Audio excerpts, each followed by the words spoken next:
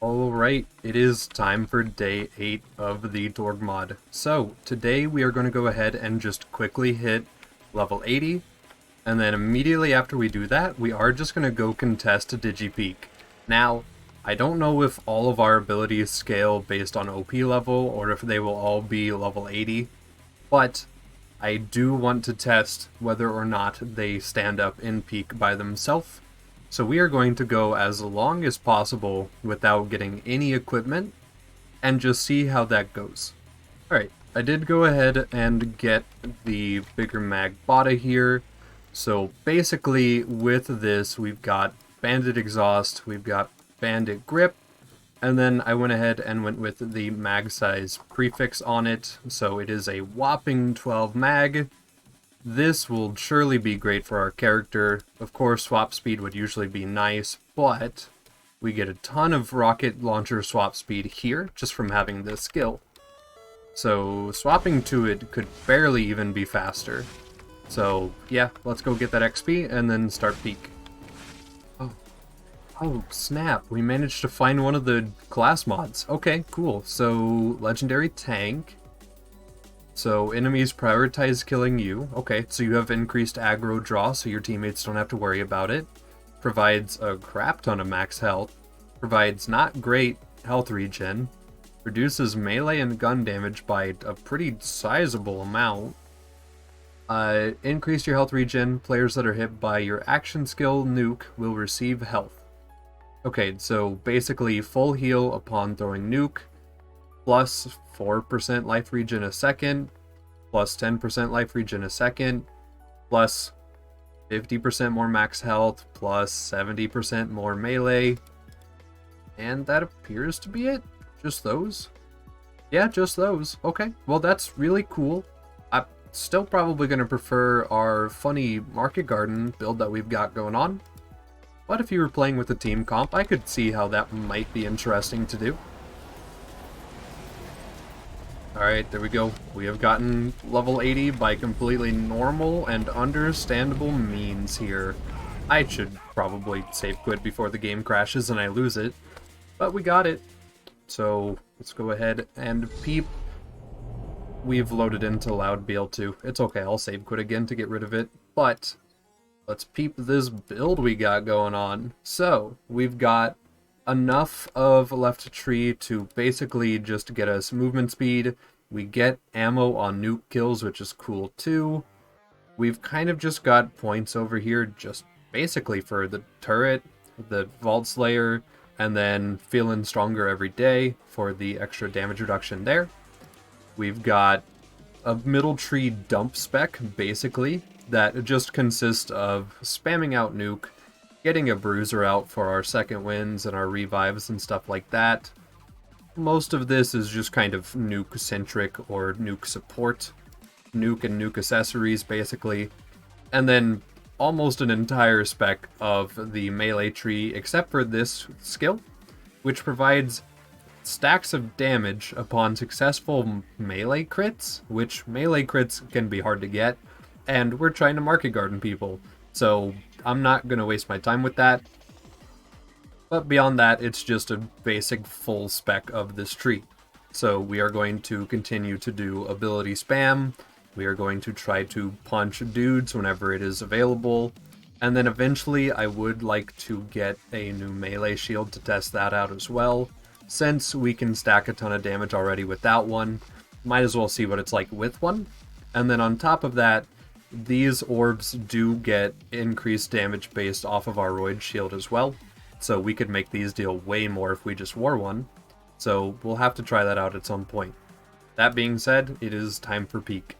Okay, so first couple OP levels are always free because they don't really have a whole lot of damage reduction or over level or anything like that against us. So it should basically just be like some good old-fashioned vanilla mobbing with no problems at all. Of course, whenever we get to enemies like Dukino's mom or someone like that, it's going to get worse, but that's not for a couple OP levels, so it's fine and we don't need to worry about it.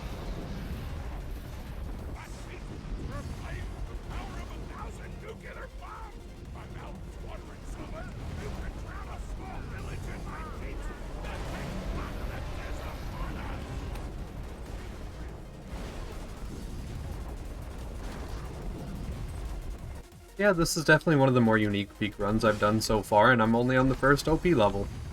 Well, not even. We're still level 80.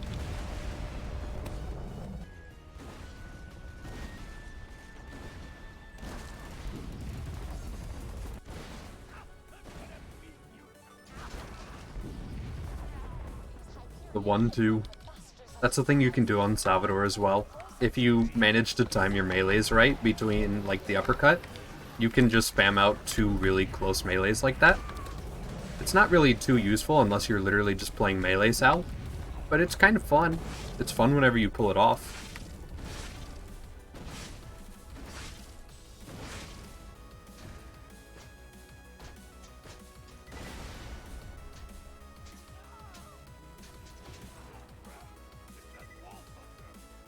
Oh no, a guy who resists explosive damage.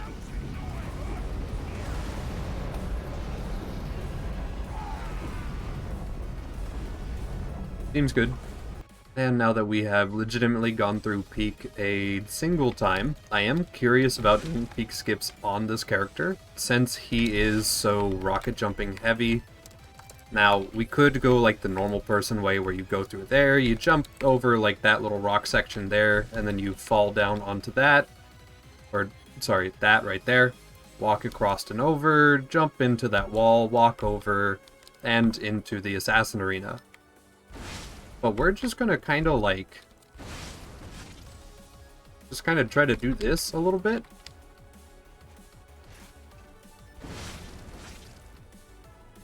This might be a little more difficult than I'm used to. Oh, it was not. Okay. Well, there we go. So yeah, just kind of do that. Probably could have jumped right into the arena. The ceiling is pretty tall in here, or at least the walls are. But yeah, you can just kind of do that, I guess.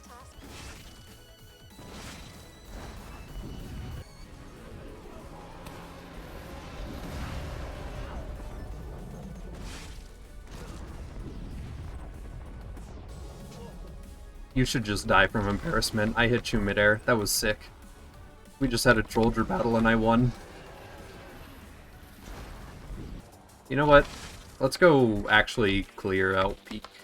Or at least get to the Scorch spawn. There is an invisible ceiling here. Or a wall, rather.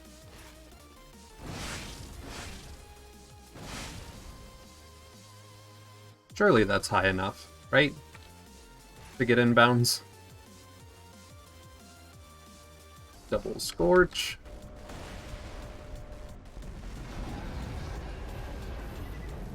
I wonder if I can just kind of like...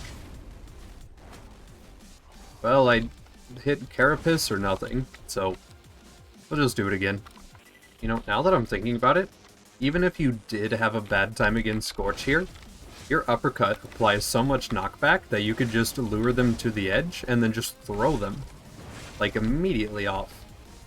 Also, T.I.N.Y is level 98, by the way, so surely that's also good for us, right?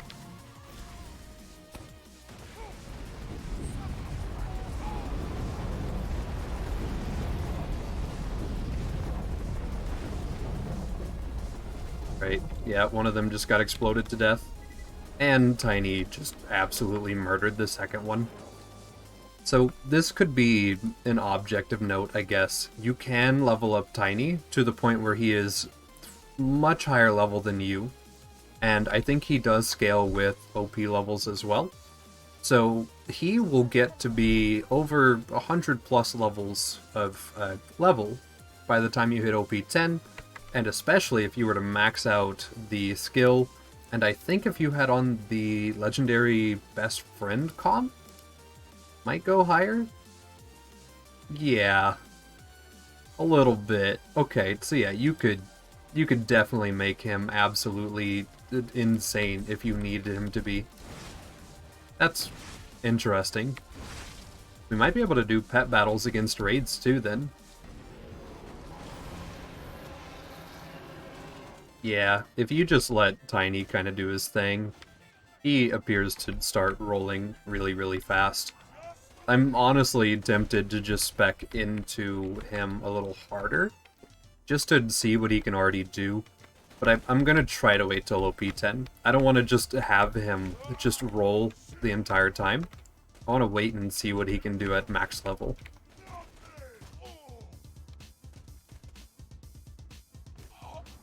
Black Queen. Gotta imagine this is pretty similar to Scorch's situation, where you could just let Tiny beat up on him, and then worst case scenario, just throw him off the edge. Yeah, he's already gone. Or she's already gone. So, yeah. I'm sure the mod author probably thought about this, but the fact that the right tree does extend your timer on your nuke actually sort of makes sense. Because you can go ahead and use that to continue to level up Tiny to his maximum level without accidentally throwing out a new nuke, and then resummoning him to where he will reset his progress. So that's really smart. I like that.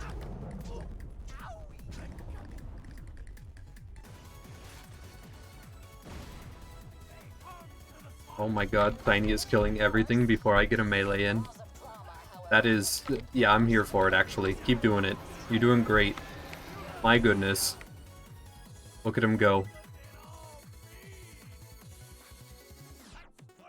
Yep. Look at him go. You're welcome. Alright, and now that we are OP 4, 5? Haven't... kind of lost track here. OP 4... we are in the back area of Peak, so I do want to go ahead and start testing out skips for this area. Because I know I can do the big skip to Binary, but what if I just get a bunch of air control and just kind of barely squeeze in there like that?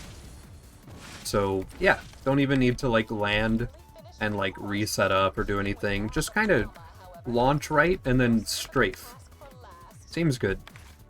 Yeah, I will definitely say I am being spoiled for mobility. Whenever I return to playing vanilla BL2, or even other mods where I might use a rocket jumper, I feel like I'm gonna feel really, really sad, because I won't be able to have this much freedom of movement instantly. Also, we can go ahead and try to do the jump to Binary, because, you know, it's free. Yay. So you don't even need to do Peak. I mean, you should, and you should definitely try it. And we are going to try out a couple of the bosses through Peak to see how they feel, like Dukino's mom. But you could totally just kind of like do this and just like ignore all of that problem. My god, it's dead. That's disgusting. Okay, cool. Alright, Dukino's mom. Tiny is only level 101. Of course, Dukino's mom is going to walk around and cause us to not be able to regen our shield if it breaks. So this might be a good point to go ahead and either switch to a melee shield or just do something similar to that to really ensure that you can maximize your damage output. And kind of just try to stay as far away as possible while you're trying to get your shield back. Looks like our pets are going to let us do that pretty well. Tiny is doing a great job. This is exactly what you want to see. Actually is putting the smackdown on the boss, though. That's kind of funny. Well, I don't feel bad about summoning a new one, as he didn't get to level off of anything. So that should be fine. And there we go. No more Dukino. I love how Torgue is basically everything missing from regular BL2. Super movement focus, minion build, and tons of abilities to spam.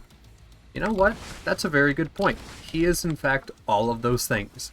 He has insane pets, which are arguably too strong, of course. He has ability spam, which is really nice. And then, yeah, he has insane movement. Probably too strong of movement, but it is also encouraged in his toolkit as he can deal more damage by doing it. So it works, and it's super cool, and I do like it. Gotta agree. It's already dead. But Binary, what happened to you? Okay.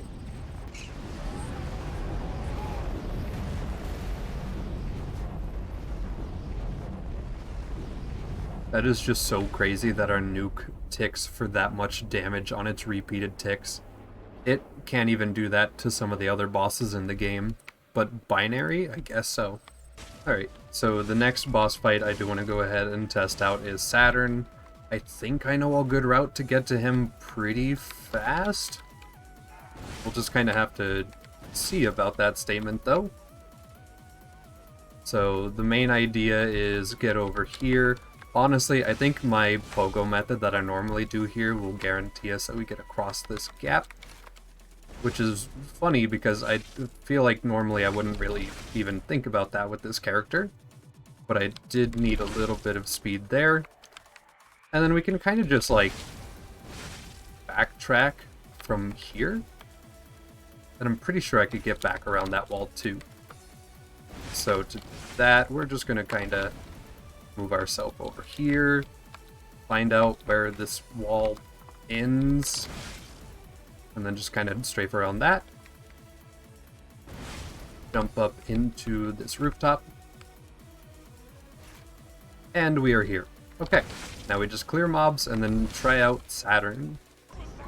Alright, so Saturns, I was going to try to do this thing where I'd let T.I.N.Y just kind of like level up for a little bit, but it wasn't really going as well as I was hoping. And we might actually have a little bit of a contest here with Saturn, honestly. He is a little more thick, apparently, than the other fights have been, which is kind of nice to see. You can kind of just like still hang out and camp and go in for a punch every once in a while and then immediately retreat. And then just kind of camp out near your muscles for the revive if you really need it. So it's only as difficult as you want it to be.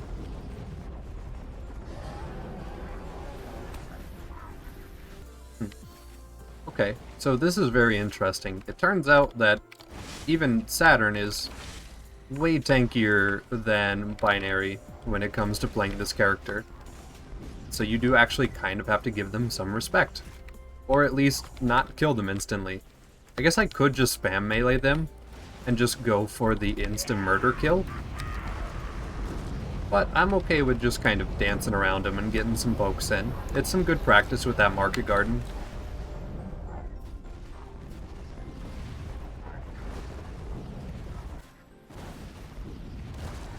Alright, one Saturn is down. That just leaves the second one. Honestly, if I wasn't afraid of being stomped out, I might just go in and just start spamming melee on him. I think T.I.N.Y is the real champ here. Up until just then, he stayed alive for that entire duration. And we have been swinging on Saturn for a long time. Honestly, might be one of the only fights where I recommend actually shooting the guy instead of just trying to, you know, fly at him and just beat his face in.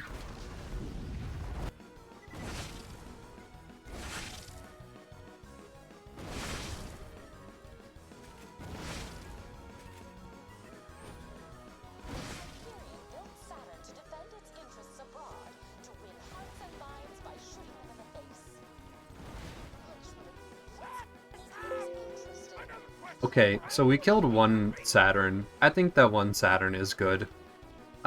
We can take that and leave. Okay, so we know that we can kill everything. We know that Saturn is the only exceptionally annoying mob out of the entirety of Peak. So we might go ahead and just knock out these last two OP levels off Binary real quick, because everything else is just kind of free, for the most part.